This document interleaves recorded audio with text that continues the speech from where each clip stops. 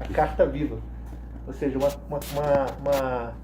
a palavra que se fez carne em Cristo. A gente pensa que a palavra se fez carne, né?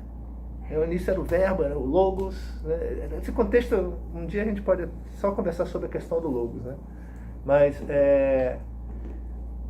a pacificação do que era o Evangelho em Cristo não é somente pelo fato de Deus ter se manifestado em Cristo enquanto carne, mas sim porque a palavra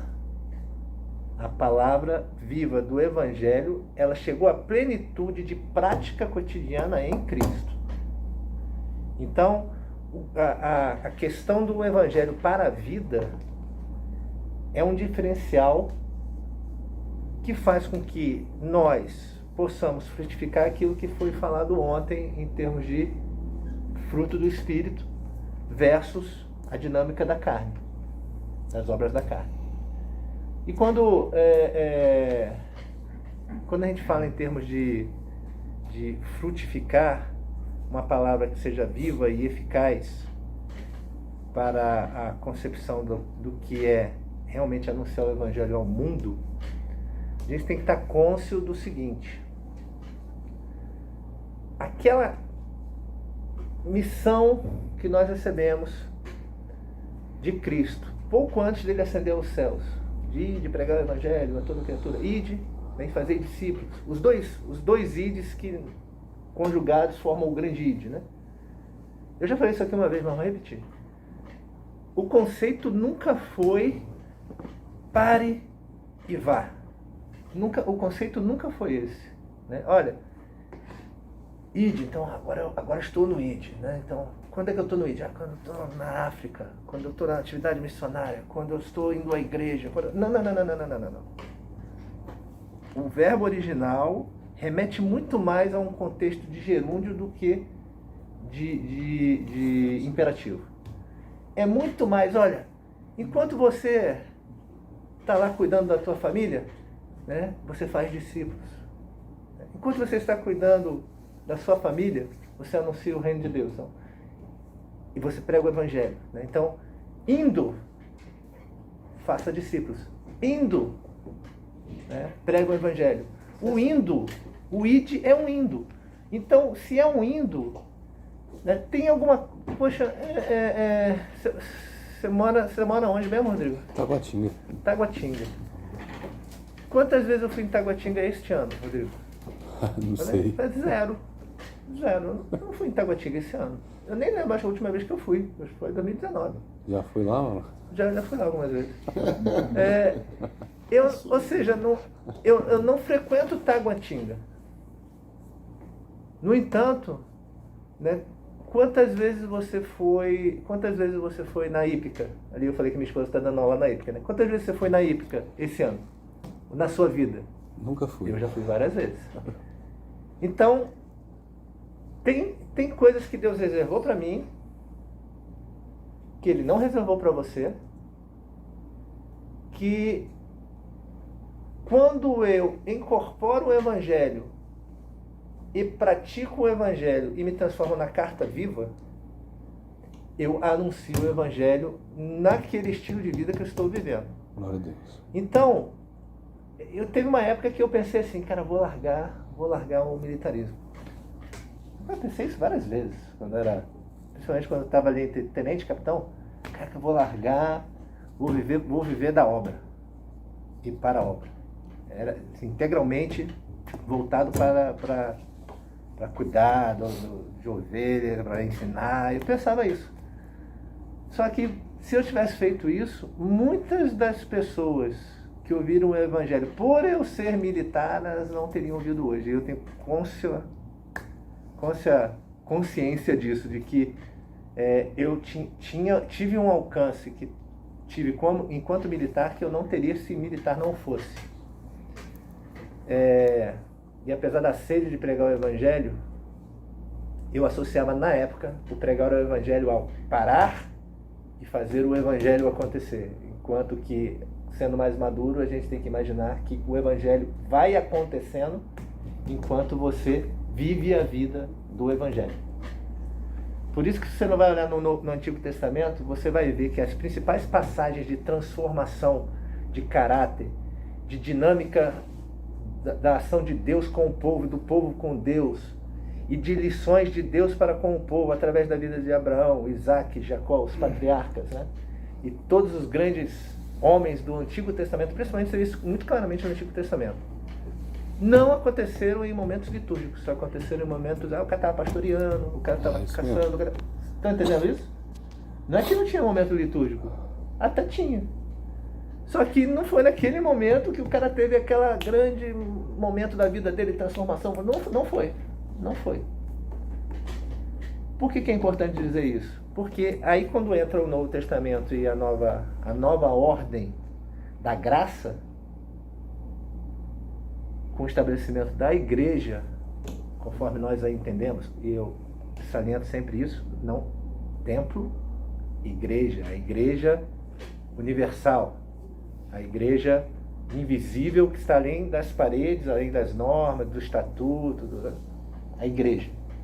Quando a igreja foi estabelecida, a dinâmica do evangelho era tão viva e pulsante na vida daqueles homens, que essa dinâmica do cotidiano e a litúrgica, elas começaram a se entrelaçar de tal maneira que às vezes a gente pode confundir elas. E a gente acaba achando que elas estavam entrelaçadas, então o evangelho é a liturgia. O evangelho não é a liturgia. O evangelho é um estilo de vida. Então hoje vocês têm uma rotina tão específica de cotidiano, né, que é tão sua que ela não se mistura com a minha rotina. E é nessa sua rotina que você tem um ministério que só você pode desempenhar e que eu não tenho capacidade de desempenhar. E nenhuma outra pessoa o faria. Ok, dito isso, quando você abre em Isaías, vamos tentar ser rápidos. Todos os que têm de sede, vinde às águas, ó vós todos os que têm de sede, vinde às águas, e vós que não tendes dinheiro, vinde, comprai e comei. Sim, vinde e comprai, sem dinheiro e sem preço, vinho e leite. Por que gastais o dinheiro naquilo que não é pão, e o produto do vosso trabalho naquilo que não pode satisfazer? Ouvi-me atentamente e comi o que é bom, e a vossa alma se deleite com a gordura. Inclinai os ouvidos e vinde a mim, ouvi e vossa alma viverá, porque convosco farei um concerto perpétuo, dando-vos as firmes beneficências de Davi. Eis que eu o dei como testemunha aos povos, como príncipe e governador dos povos. Eis que chamarás a uma nação que não conheces, e uma nação que nunca te conheceu correrá para ti, por amor do Senhor teu Deus e do Santo de Israel, porque ele te glorificou. Buscai o Senhor enquanto se pode achar, invocai enquanto está perto. Deixe o ímpio o seu caminho e o homem maligno os seus pensamentos, e se converta ao Senhor, que se compadecerá dele. Torne para o nosso Deus, porque grandioso é em perdoar. Porque os meus pensamentos não são como os vossos pensamentos, nem os vossos caminhos os meus caminhos, diz o Senhor. Porque assim como os céus são mais altos do que a terra, assim são os meus caminhos mais altos do que os vossos caminhos, e os meus pensamentos mais altos do que os vossos pensamentos. Porque assim como descem a chuva e a neve dos céus, e para lá não tornam, mas regam a terra e a fazem produzir e brotar, e dar semente ao semeador e pão ao que come, assim será a palavra que sair da minha boca. Ela não voltará para mim vazia, antes fará o que me apraz e prosperará naquilo que a enviei. Porque com alegria saireis e em paz sereis guiados. Os montes dos outeiros exclamarão de prazer perante a vossa face, e todas as árvores do campo baterão palmas. Em lugar do espinheiro crescerá a faia, em lugar da sarça crescerá a murta. Isso será para o Senhor por nome, por sinal eterno, que nunca se apagará.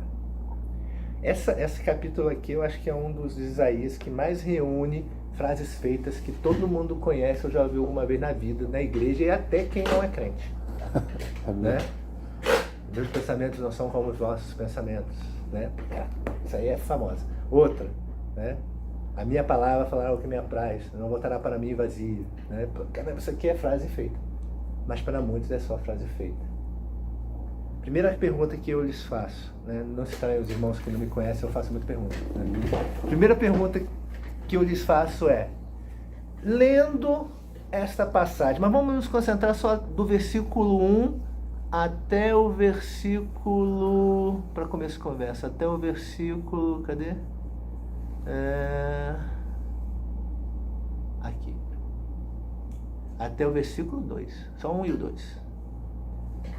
Quando você lê isso daqui, Marcelo, quando você lê aqui, que ele está falando aqui, ó, vinde as águas, negócio que não tem de dinheiro. Você prestou atenção no que eu li? O que te parece estranho quando você lê isso aqui? Alguém chuta? Comprar sem dinheiro.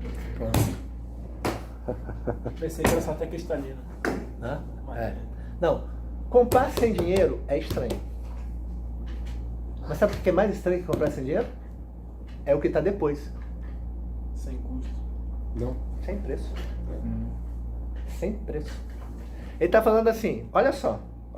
Pessoal, cara, Deus é... Você não paga dívida nem com dinheiro, nem Cara, com que trabalho. Deus... Ele está falando assim, olha. Você não tem dinheiro para pagar? Você não tem dinheiro para pagar? Vem e compra. Mesmo sem dinheiro. Aí você fica... Essa dinâmica é estranha, né? Mas eu não tenho, como eu vou comprar? Mas vem. Mas ainda você quase que engole isso, né? Não, caramba, tudo bem. Sei lá, vou lá, ofereço outra coisa, não tem dinheiro, né?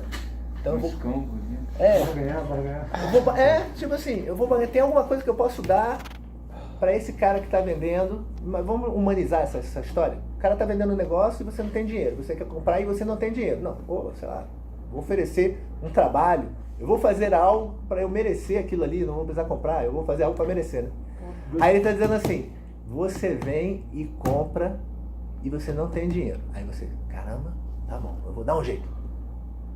E vem e compra sem custo. Aí ele está dizendo o seguinte, não só você não tem dinheiro, como esse negócio não tem preço. Aí, cara, qual é a grande...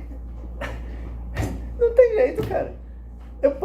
Se eu não tinha dinheiro, eu podia até tentar dar um jeito, né? Não, eu vou oferecer, eu vou fazer por merecer, vamos levar para a graça, eu vou fazer por merecer a graça. Aí ele está dizendo assim, cara, não adianta. Não tem preço. Então o que você vai oferecer em troca? Não tem preço. Minha vida? Não tem preço durante o Aí é que tá.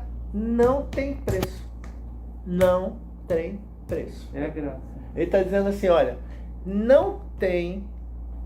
Se você não tem dinheiro, ou seja, se você não tem algo aparentemente que tem valor para comprar aquilo, você poderia tentar criar valor naquilo.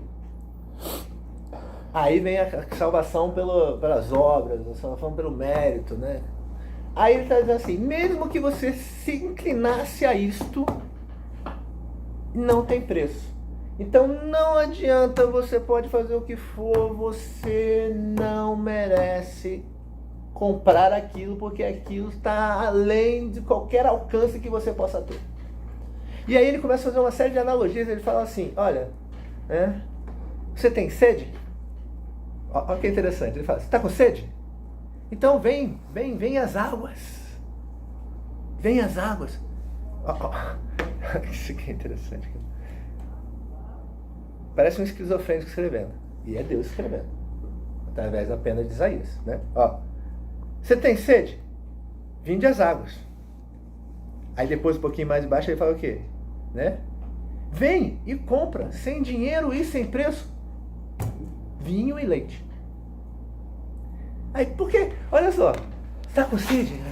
Vem e compra, vem e bebe da água que não tem preço, cara. Por quê? Porque você vai beber vinho e leite. Por que você gasta dinheiro e não é com pão? Você devia se deleitar com a gordura. É o que ele fala aqui, não estou inventando, está escrito. Ele fala assim, água, leite, vinho, pão, gordura. Mas sabe que ele começa falando assim, água. Aí eu pergunto, Deus é esquizofrênico? Não é. Isaías é maluco? Ele não é maluco.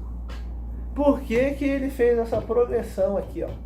Ele começou a água, leite, O vinho, o pão e a gordura, né? Água é o quê? Na Bíblia é muito ligado ao quê? Vida. Vida. Vida, refrigério, vinho, alegria. Essa aí todo mundo sabe. Leite. Olha para o Novo Testamento. Alimento para o Não. pão. Vida sólida. Vida e alimento para o... Isso. Para o mais maduro. E gordura? Gordura é satisfação. Gordura é... Não, a maioria das partes da Bíblia que fala da gordura fala de se refestelar, né? Fartura, é isso. É aquela coisa... sobejar, né? É isso. É a picanha, né? Aí ele fala assim, percebe que ele começa a te dar, ele começa a te dar uma progressão de experiências com Deus, que ele está dizendo assim, olha, refrigério e vida, alegria, a satisfação no início da caminhada, o alimento para prosseguir na caminhada e a abundância. Tudo isso não tem preço. E não há o que você faça que você vá fazer por merecer isto. Isto vem de quem? De mim. Glória a Deus. Isso não vem de você. Então não busque satisfação nas coisas do mundo.